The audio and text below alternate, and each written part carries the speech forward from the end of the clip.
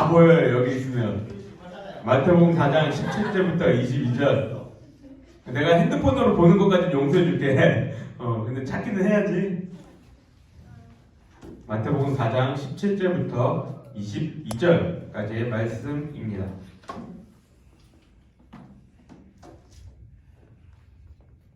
다 찾았나요? 네. 우리 17절부터 22절까지 말씀 제가 한 절 읽고 우리 친구들 한 절 읽을게요. 제가 먼저 읽겠습니다. 이때부터 예수께서 비로소 전파하여 이르시되 회개하라 천국이 가까이 왔느니라 하시더라. 갈릴리 해변에 다니시다가 그의 형제 곧 베드로라 하는 시몬과 그의 형제 안드레가 바다에 금을 던지는 것을 보시니 그들은 어부라. 말씀하시되 나를 따라오라. 내가 너희를 사람을 낚는 어부가 되게 하리라 하시니 그들이 곧 그물을 버려두고 예수를 따르니라. 거기서 더 가시다가 다른 두 형제 곧 세베대의 아들 야고보와 그의 형제 요한이 그의 아버지 세베대와 함께 배에서 금을 깁는 것을 보시고 부르시니 그들이 곧 배와 아버지를 버려두고 예수를 따르니라. 아멘. 한 주간 잘 지냈어요? 네. 다들 이제 계약했죠? 계약 안 한 친구 있어요? 다 계약했죠? 네. 계약할 거 어때요? 선생님들 말고 계약하지 않은 너희 선생님들 말고. 네. 우리 첫째 보니까 지금 목요일 금요일 이틀 학교 갔잖아요. 이틀 딱 학교 갔는데 첫째 벌써 금요일 날인가 와가지고 나한테 그러더라고요. 아빠 벌써부터 쉽지 않아. 힘들어. 그러는 걸 봤어요. 네. 우리 친구들도 마찬가지예요. 쉽지 않겠죠? 네. 쉽지 않지만 1년 동안 이 주어진 그 자리에서 최선을 다할 수 있는 우리 친구들이 되기를 바랍니다. 우리 공과에서 뭐 배웠나요 오늘? 회개요. 회개 또 제자. 네, 제자, 어부, 세리. 네, 세리 다양한 걸 배웠네요. 네, 오늘 핵심은 제자에 대해서 이야기를 한 거예요. 현대 사회에서 이 제자라는 말은 제가 봤을 때 거의 기독교에서밖에는 잘 안 쓰는 것 같아요. 그죠? 제자라는 말 말고 보통은 어떤 말을 많이 쓰죠? 그냥 학생. 그리고 뭐 스승이라는 말보다는 어떤 말 많이 써요? 선생. 네, 이런 말들을 많이 씁니다. 그래서 이 제자라는 거에 대한 뜻도 우리가 조금 희미해지는 것 같아요. 제자가 무슨 뜻일까요? 이런 고요함. 숨소리도 안 들릴 줄이야. 제자 무슨 뜻일까요? 제자는 이런 뜻이라고 합니다. 스승으로부터 가르침을 받거나 받은 사람을 제자라고 이야기를 해요. 그러면은 스승과 제자 보통 이렇게 얘기를 하는데, 그러면 스승과 교사, 선생의 차이점 뭘까요? 스승과 선생의 차이점 뭐예요? 학교에서 돈을 주고 안 주고? 학교에 소속되어 있지 않으면 그거예요? 스승과 스승과 교사, 선생의 차이점 뭘까요? 인생을 가르쳐주는. 인생을 논하면은 스승이요. 비슷해요. 뭐냐면 교사는 이런 학업적인 것, 학문적인 것을 가르쳐주는 사람을 이제 교사나 선생이라고 얘기를 하고, 이제 스승은 인간의 도리나 이런 세상의 이치들, 이런 것들을 알려주는 것을 바로 스승이라고 이야기를 합니다. 그러니까 제자라고 한다면 그냥 단순하게 이런 학문적인 것만 배우는 사람이 아닌 거예요. 그냥 학문만 배우는 게 아니라 삶을 배우는 사람, 그것이 바로 제자입니다. 예수님은 사단의 이 시험을 통과하신 이후에 본격적으로 메시아로서의 그 공생의 사역을 시작하십니다. 공생의 사역 딱 시작하시면서 예수님의 첫 마디가 뭐예요? 이렇게 고요하다고? 첫 마디가 뭐예요? 회개하라. 회개하라. 천국이 가까이 왔느니라 라고 말씀하세요. 세례 요한하고 같이 세례 요한이 외쳤던 것과 같은 말씀을 이제 얘기를 합니다. 예수님이 세례 요한과 같은 이 말씀을 이제 외치면서 공생애를 시작하셨기 때문에 우리가 신약 성경을 쭉 읽어보게 되면 나중까지라도 예수님에 대해서 사람들의 인식이 세례 요한과 같은 사람, 아니면 뭐 비슷한 부류의 사람이라는 인식들을 갖고 있어요. 그런데 여기서 예수님이 말씀하시는 회개하라 천국이 가까이 왔느니라 라는 이 말씀은 우리가 죽어서 가는 그 천국을 의미하는 것보다 하나님의 다스리심이 하나님의 통치가 임했다. 그러니 너희들은 회개하라 이것을 강조합니다. 즉 아담과 하와의 죄로 인해서 하나님과 우리의 관계는 어떻게 되었어요? 단절되었죠. 그렇죠. 끊어졌습니다. 근데 우리의 관계가 이제 회복되는 그 길이 열렸고 그 길의 시작이 뭐라고 얘기를 해요?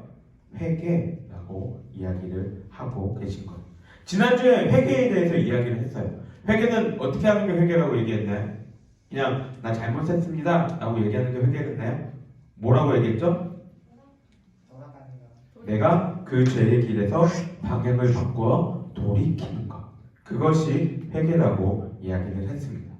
예수님은 공생애를 시작하시면서 이제 그만 죄를 짓고 하나님의 그 다스림 안으로 하나님께로 돌아와서 갖게 거하며 살아가자 이것을 가장 먼저 이야기를 하신 거예요.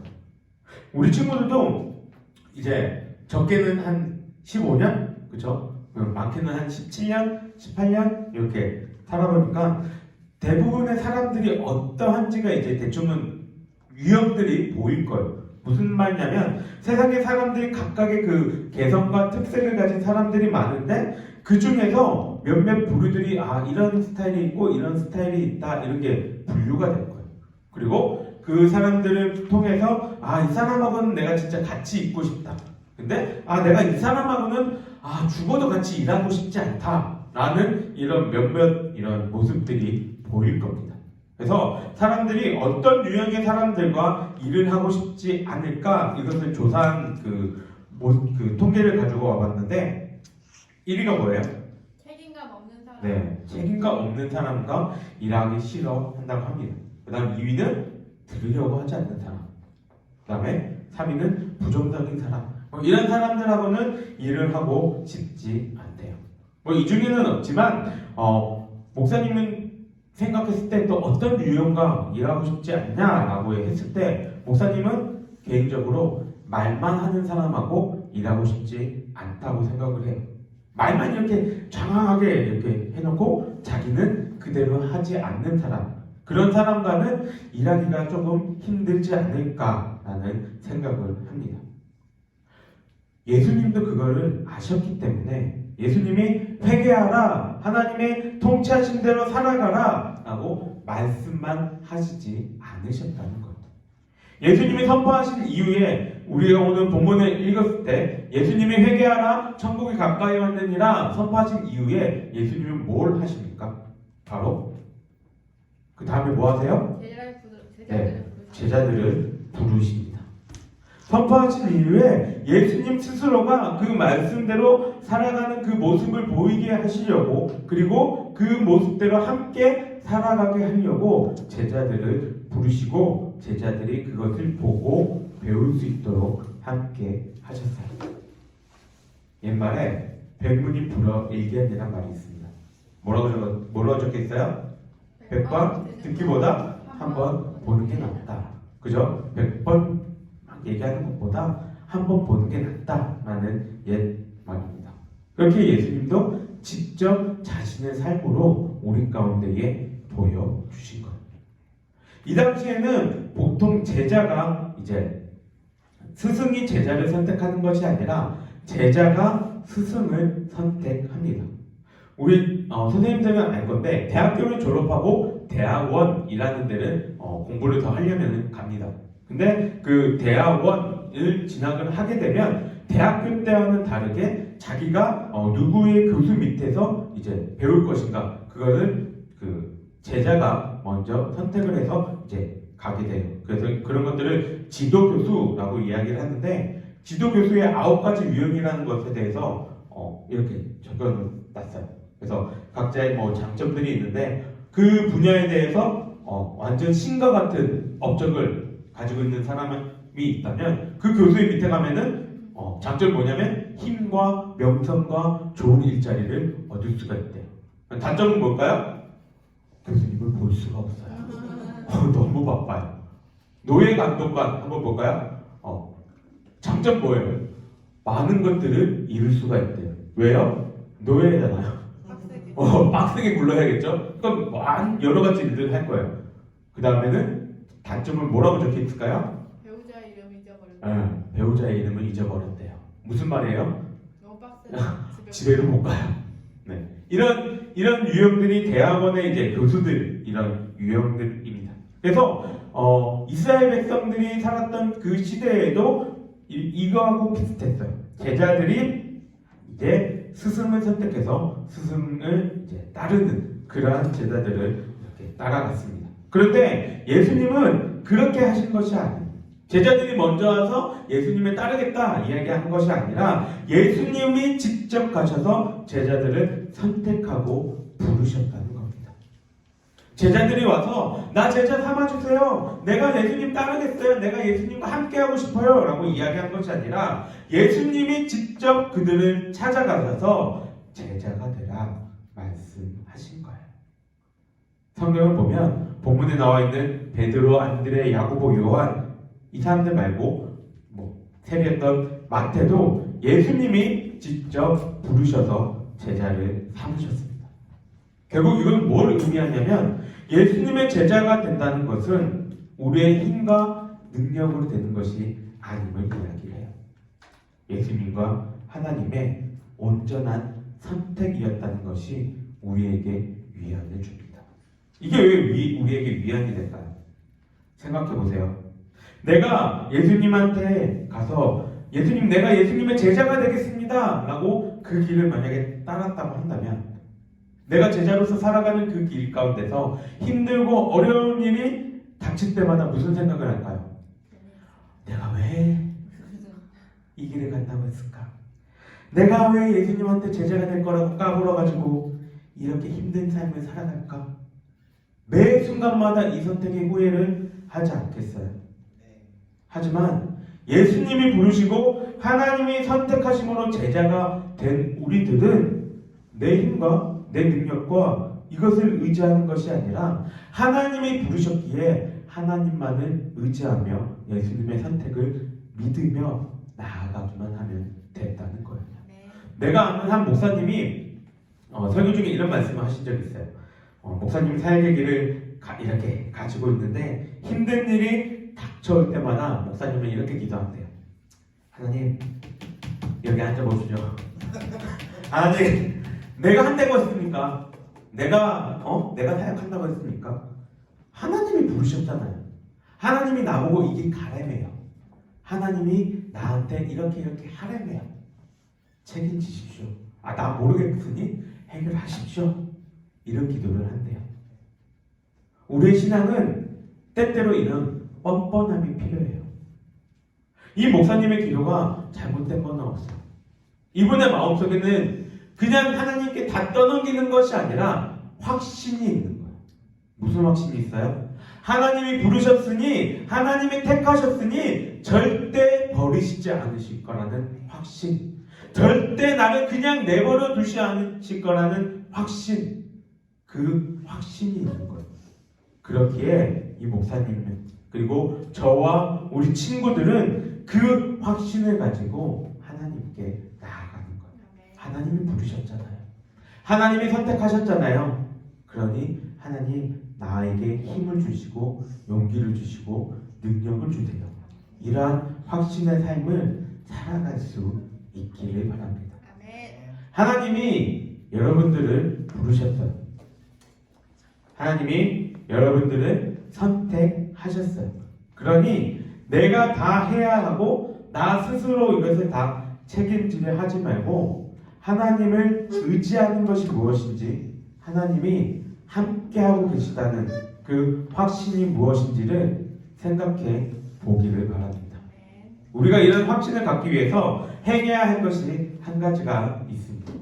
그것은 그냥 무작정 하나님이 다 하세요. 하나님이 선택하셨잖아요. 그렇게 하라는 게 아니에요. 우리 가운데서도 우리가 해야 할 일들이 있습니다. 오늘 본문 20절과 22절에서 우리는 찾아볼 수 있는데 20절과 22절을 우리 큰 소리로 다시 한 번 더 읽어봅시다. 시작! 그들이 곧 그물을 버려두고 예수를 따르니라. 그들이 곧 배와 아버지를 버려두고 예수를 따르니라. 지금 제자들이 어떤 행동을 합니까? 뭐였어요? 네. 맨 처음에는 먼저 버렸죠. 그리고 따랐다라고 이야기를 합니다. 우리가 보통 생각하면은 어부라고 한다면 지금 생각에서는 되게 힘든 직종이고 몸을 이렇게 쓰는 직종이기에 조금 우리가 천대하는 그런 경향이 있습니다. 근데 이 당시에 어부는 우리가 그렇게 막 무시할 만큼 그렇게 천대받을 만한 그런 직종이 아니었어요. 갈릴리 호수 옆에서 일을 하고 있는데 그 호수에서 이렇게 걷어 올린 생선들은 로마의 납품이 될 만큼 많은 수요가 있었습니다. 수요가 많다는 건 무슨 말이에요? 장사가 그만큼 잘 됐다는 거죠. 장사가 잘 되면 뭐가 많아요? 돈이 많다는 거죠. 그러니 돈을 그렇게 다른 사람들보다는 조금은 더 풍족한 생활을 할 수 있었던 사람들이 어부였습니다. 그리고 지금 얘기하고 있는 것처럼 지금도 우리나라에서도 막 배를 갖고 있다 이러면은 못 사는 사람이 아니에요. 배 한 척에 막 1억, 2억이 넘어가거든요. 그러니까 이 당시에도 배가 있었다는 그 사람들 모습을 보면 우리가 생각하는 것처럼 가난하거나 그렇게 핍박받는 고난의 직업이 아니었다는 사실을 알 수 있게 됩니다. 그런데 이 사실이 우리에게 더 의미를 하고 있는 바가 뭐냐면 그만큼 더 예수님을 따르기 위해서 이것들을 다 버리고 포기하는 것들이 어려웠다는 사실이에요. 우리 세리에 대해서 생각해 볼까요? 세리도 자신의 그 모든 것들을 버리기가 쉽지 않았을 것입니다. 이 당시에 세리가 되려면 5년에 한 번씩 로마에서 경매를 해요. 무슨 경매를 하냐면 그 지역에 세금을 거둘 수 있는 그러한 권한을 가진 세리장을 뽑는 경매를 합니다. 그럼 경매에는 어떤 거예요? 누가 이겨요? 돈을 제일 많이 적어낸 사람이 1등이 됩니다. 그럼 그 사람이 5년 동안 그 지역에 세금을 거둘 수 있고 세리들을 부릴 수 있는 그러한 권한을 갖게 됩니다. 이렇게 내가 세금을 거둘 수 있는 권한을 가지고 사람들을 부를 수 있는 그러한 자리에 올라섰어요.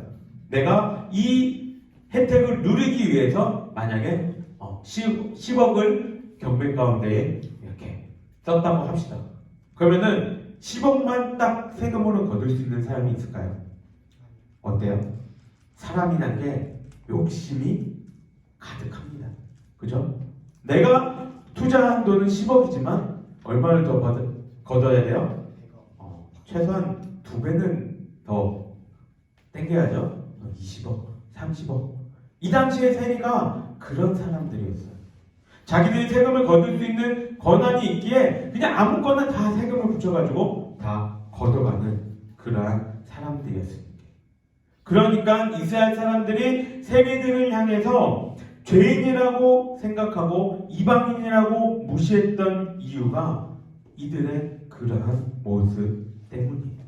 그 대신 이들은 뭘 가지고 있어요? 돈을 가지고 있죠. 마태는 뭘 포기한 거예요?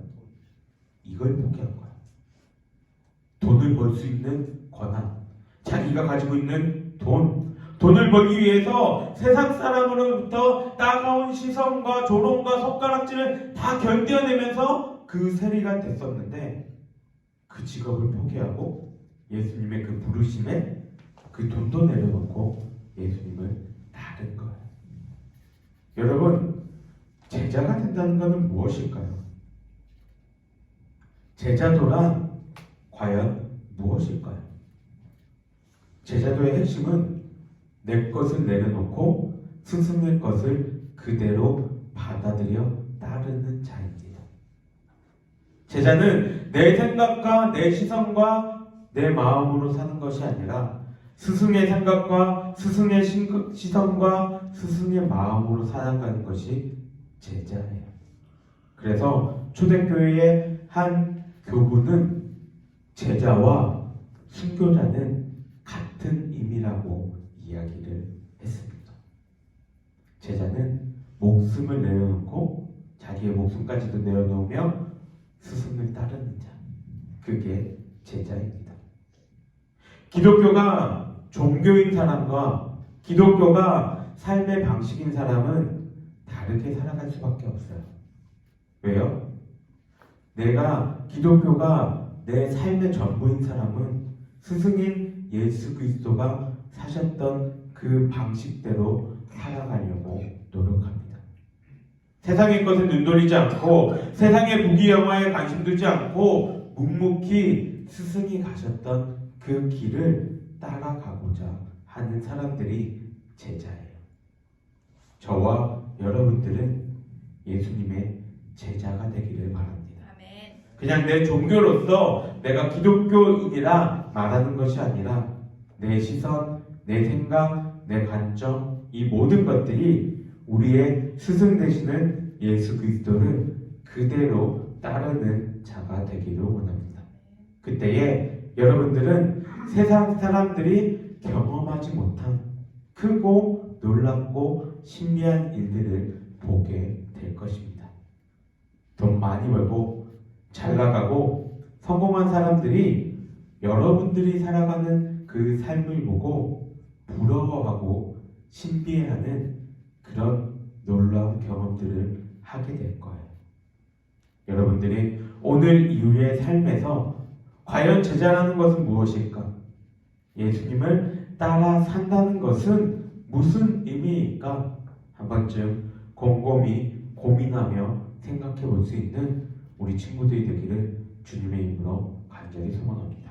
우리 함께 기도하겠습니다. 사랑이 많으신 하나님 아버지 감사합니다.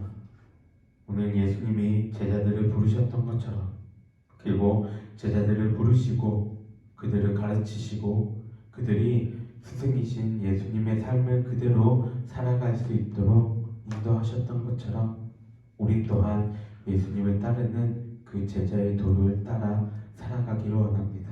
하나님 아버지, 나의 것들을 내려놓고 나의 생각과 나의 시선과 나의 마음을 내려놓고 오직 스승 되시는 그 예수님의 그 말씀만 온전히 따라가며 살아갈 수 있는 우리 모두가 되게 하여 주시옵소서. 우리의 마음속에 오직 스승 되시는 예수 그리스도께서 걸어가신 그 길, 나 또한 묵묵히 그 길 따라갈 수 있는 그런 다짐할 수 있는 우리 친구들이 될 수 있도록 주님 함께하여 주시옵소서.